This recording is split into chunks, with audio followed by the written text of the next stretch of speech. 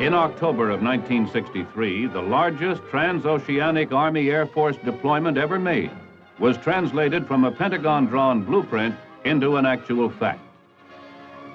This was Exercise Big Lift, a maneuver whose scope and breadth of conception challenged military minds and fired the imagination of the entire country. Big Lift was designed to prove and demonstrate in realistic terms the U.S. military capability of dispatching joint Army and Air Force strike forces anywhere in the world in a short space of time. It involved the unprecedented transportation of a full armored division of approximately 15,000 combat-ready men to pre-positioned equipment areas in Germany from which points they were to push out and engage in simulated battle. In this real-life drama, the 2nd Armored Division, the famed Hell on Wheels outfit based in Fort Hood, Texas, was selected to play a starring role. Major roles were also to be played by the combat units furnished by the U.S. Strike Command, as well as the 7th Army Support Command in Germany. Altogether, approximately 16,000 soldiers and airmen, 116 combat aircraft from the Tactical Air Command, and over 200 MATS troop carriers were to be committed to the most daring peacetime maneuver in military history. As if this mission were not staggering enough in its complexity and size, the Joint Chiefs of Staff laid down the dictum that the entire airlift had to be accomplished in the almost unbelievable time of 72 hours. Could it be done? In one of these tanks, 4 men asked themselves this same question. They are a tank crew in Company B, 1st Battalion, 66th Armored Regiment. They are a part of Big Lift. This man is Sergeant First Class Harley J. Everett, tank commander and professional soldier from Temple, Texas. Sergeant Sesta Ayers, tank gunner, 38 years old, from Houston, Texas. Private Charles B. Napier, Austin, Indiana, driver. And Hugh L. Denton, private, 24, gun loader from Madisonville, Tennessee. Shortly before midnight on October 21st, General Burba and his staff of the 2nd Armored boarded a MATS jet at Bergstrom Air Force Base in Texas. Minutes later, the plane lifted off the runway to mark the official beginning of Big Lift.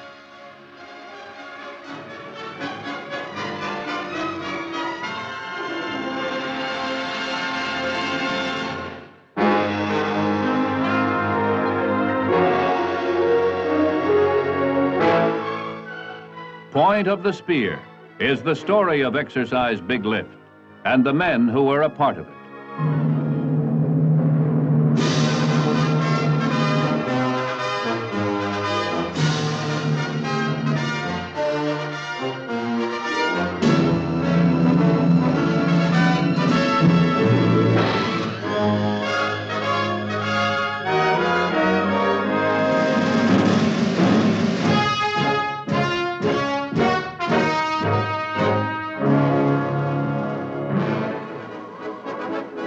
This is where it all began. Fort Hood, Texas, home of the 2nd Armored Division.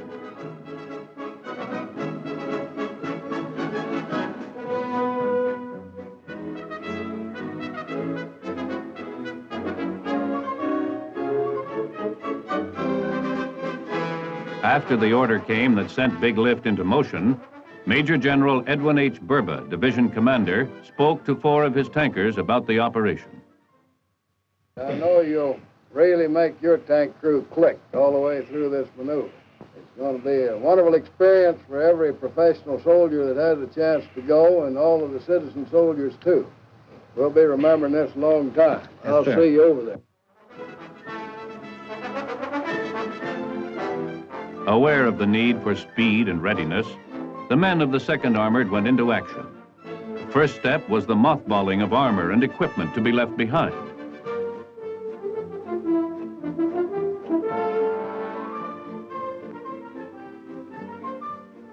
Me and you people are staying back here. I want this tank left alone, no parts taken off from it.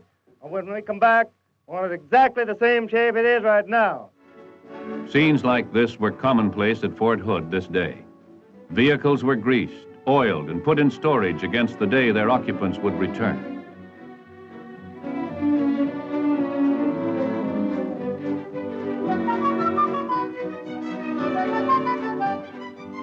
In a foreign country, 5,400 miles to the east, an identical tank is waiting. At Fort Hood, there were many signs of things to come. Drivers were quickly conditioned to German signs and rules of the road. Their machines would be the same type, only the places and the names would be different.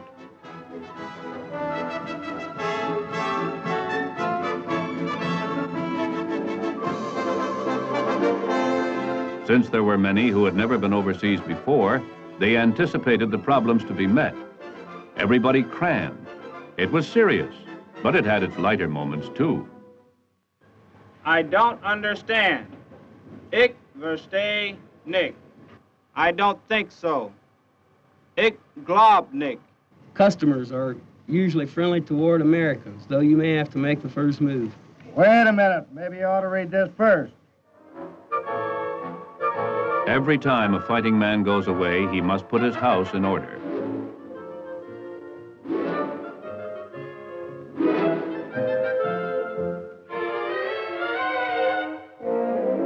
For some, there were two houses.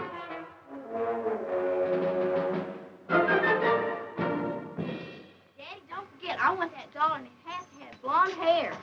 And don't forget my radio. Sergeant Everett was given orders of a non-military nature, but they were equally important. The Rosenthal China. The final goodbyes having been said, a full division is poised to move.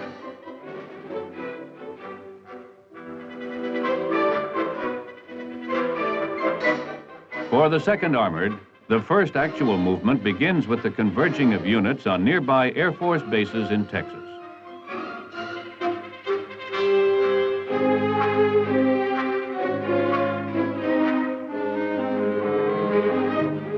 Over 200 MATS troop carriers are standing by to execute the biggest airlift in history.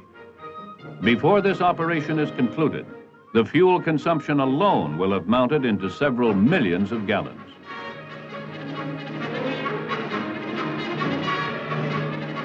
Air Force pilots receive final briefings on the mission. The primary offload bases for the Army troops will be Rhein-Main, Sembach, and Ramstein Air Force bases in Germany.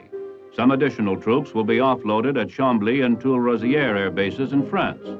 From these terminal points in Europe, the troops will be moved to areas containing pre-positioned combat equipment, will marry up or collect the equipment, and move to a forward assembly area near Darmstadt, Germany. As the long cigar-shaped carriers take on their human cargo in round-the-clock loadings, the faces of the men of the 2nd begin to reflect the seriousness of their mission. The business-like drone of the huge carriers and the proximity to takeoff time bring home to them the awesome fact that they are on the eve of making history.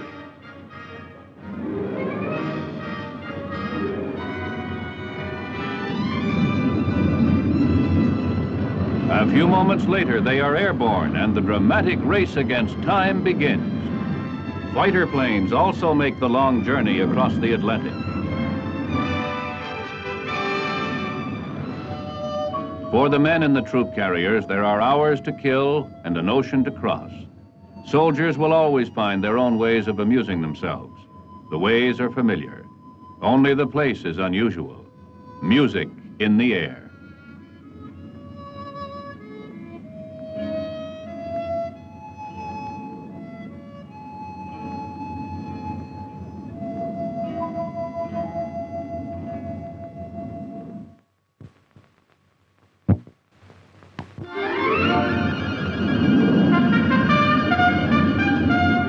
Outside the carrier, in another part of the sky, a fighter makes rendezvous with a tanker and refuels high above the Atlantic.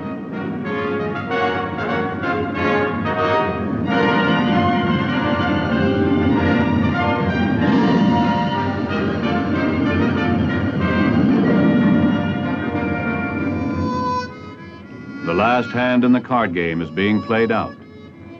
Soon the music will fade. In a few minutes, these men will touch down at Rhein-Main Air Base and go about their business. During this first day, Matt's troop carriers will land a plane load of Army troops at Rhine, Main, and other bases once an hour around the clock.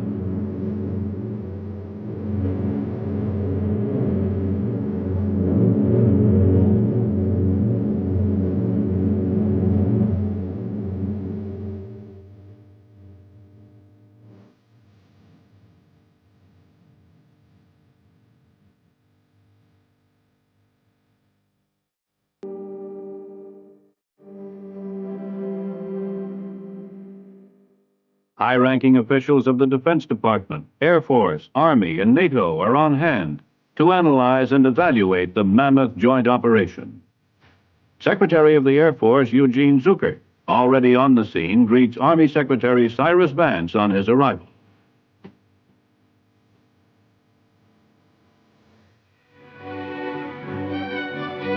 The 2nd Armored Division is now a vital part of the German scene. A few short hours ago, it was in Texas. For the division, this marks a return to German soil. It was in World War II that it was given the name of Hell on Wheels.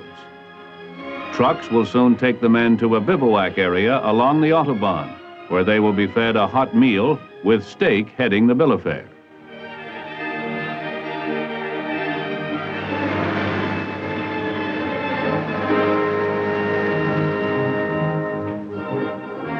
This is the pre-positioning area near Kaiserslautern. Waiting here for the men are tanks, guns, ammunition, carriers, and trucks. They are outfitted with the same type tanks and armored personnel carriers they left behind in Fort Hood.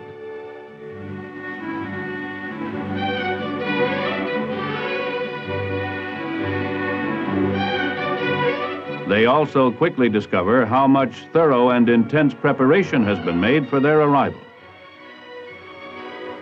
After they marry up with their equipment, they will load up and move out to the forward assembly area.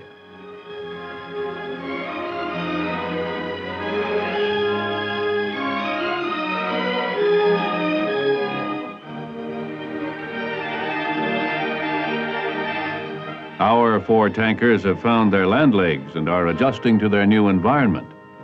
Still, even in a strange country, a soldier wants something familiar around him.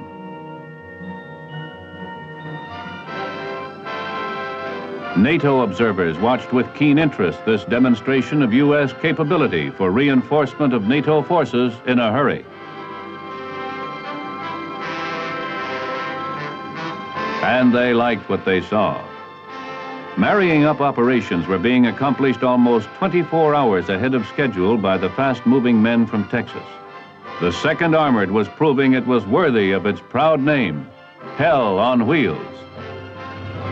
They were ready to roll.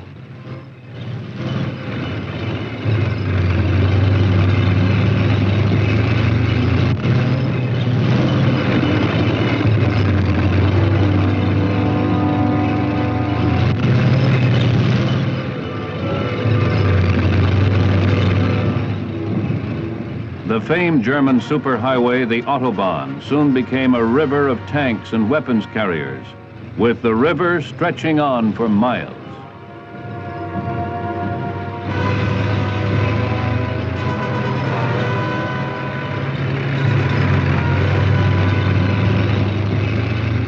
Refueling stops were made with efficiency along the Autobahn.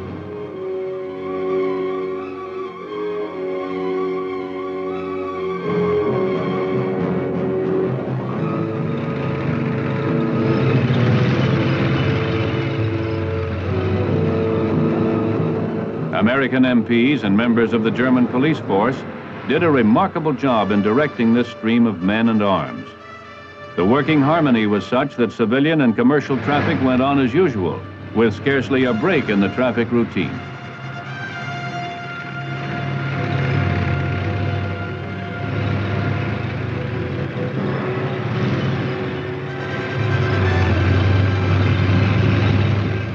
Lieutenant Colonel Clark L. Shoemaker, Provost Marshal, discusses this phase of the maneuver. I'm the Provost Marshal of the 2nd Armored Division, responsible for discipline, law, and order within the division proper. I have also the prime responsibility for traffic control of this division here in Europe. To accomplish this mission, I have 177 military policemen and 7 officers assigned. Now, some of our problems have been taking these long tracks, these long columns. To give you an example of how long this outfit is, the division alone will stretch out something like 200 miles, both combat and support elements if placed in a single file. Doing this, we have placed this on a road net with German traffic on holidays and in no way interfere with the German traffic proper. One of the prime concerns in the maneuver phase of Big Lift was the control of damage to privately owned property. The final result showed that damage claimed during Big Lift was low, and conversely, the safety factor was high. Also on the plus side, the German-American relationship of friendliness was maintained. The German people turned out to welcome our men, and as always, the children headed the reception committee.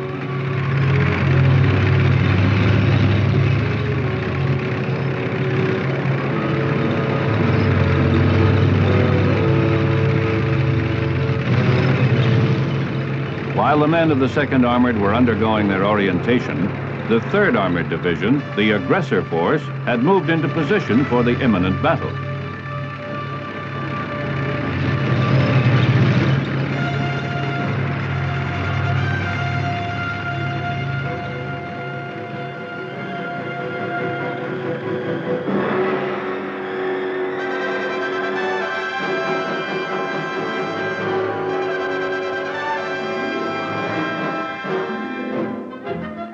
At their bivouac area, the men of the 2nd were taking on the energy they were going to require for the action ahead. The meals were good, steak again, and the meals were hot.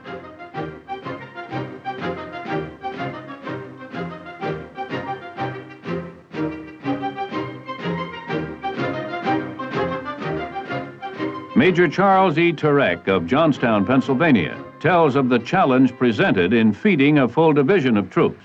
For breakfast this morning, the troops that exercised Big Lift, 2nd Armored Division people who've just come overseas to Germany for their 2-week stay, had bacon, 4,000 pounds of it.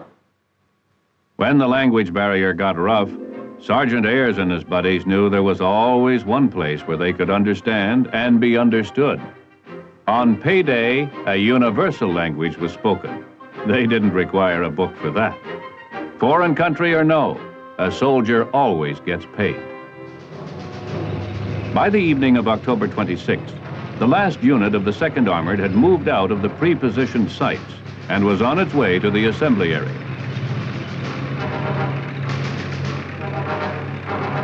On the next afternoon, the entire division was assembled and ready, a full day ahead of schedule.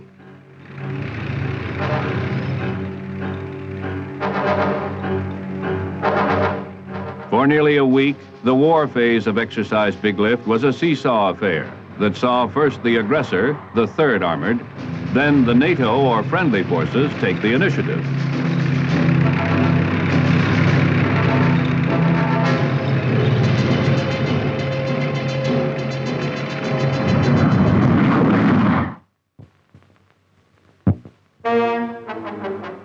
The aggressor made his big push just before dawn on November 5th.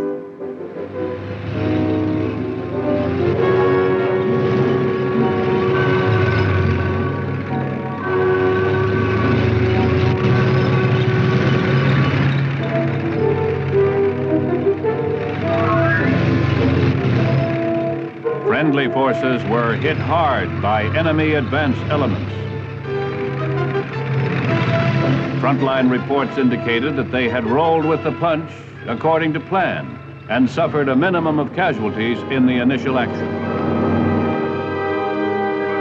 Rivers were crossed and machines were moved.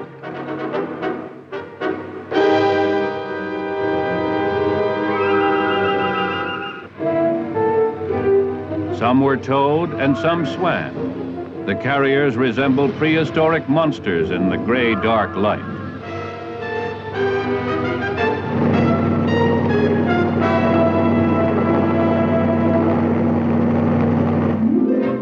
Waiting in the wings for their cue to go into action, our 4 tankers have lunch and talk over the situation.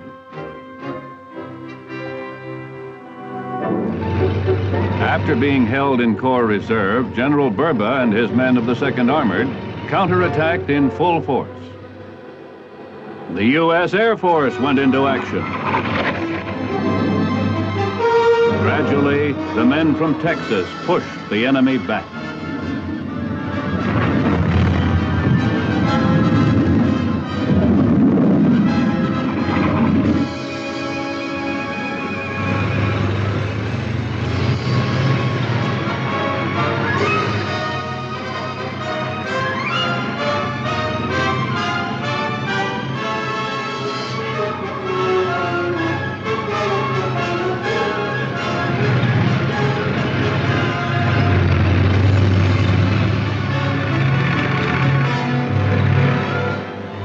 In the presence of important military officials from 7 NATO countries, the Hell on Wheels division blasted out a decisive end to the war game.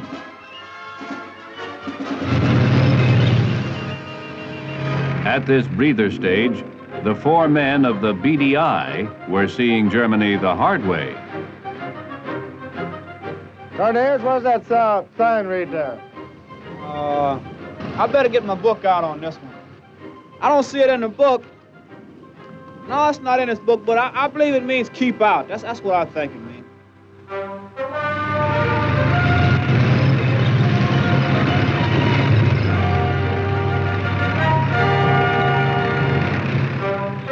The process of cleaning up began. The equipment must be left as the men had found it, serviceable and clean as if they had been a division of ghosts who had never been seen rolling their strange-looking war machines over the German countryside in the mists of night and early morning.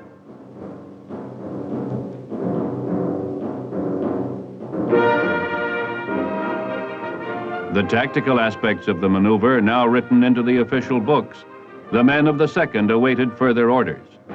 Captain Walter G. Washington delivered the good news. And here, once we get the vehicles and the equipment turned in, then Special Service has been good enough to provide us with tours of Garmisch, Birch's Garden, Heidelberg.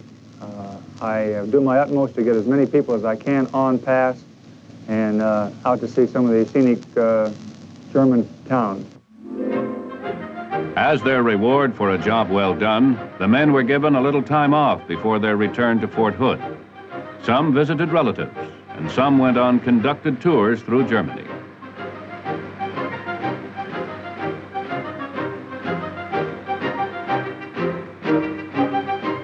While others, being true men of action, went off on their own.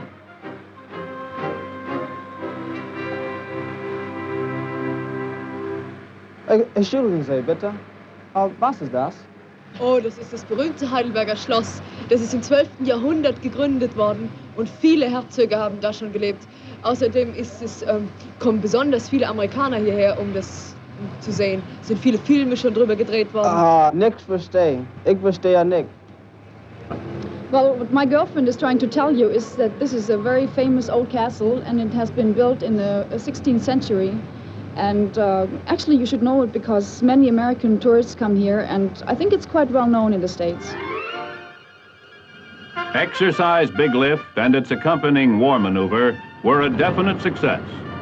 The largest and most daring peacetime military operation in history demonstrated that the United States could count on an Army and Air Force to move a full division of men to a trouble spot anywhere in the world under certain conditions. Instead of 72 hours, the lift was accomplished in 63 hours and 10 minutes, more than 8 hours ahead of the deadline.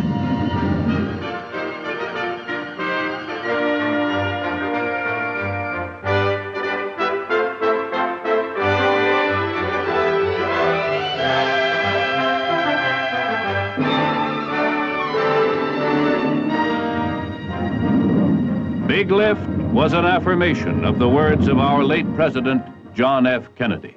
We have the strongest peacetime army in the history of our country, and one which can meet its responsibilities all around the globe. To make it more mobile, to increase its training and competence, to make it more responsive, to make it better able to fulfill its missions. These are the assignments of the Army, and I believe that a strong Army can mean a strong America. We must continue to meet our responsibilities. We must continue to have a strong country in a strong alliance in a strong free world. And to do that, we need a strong army, which is the point of the spear.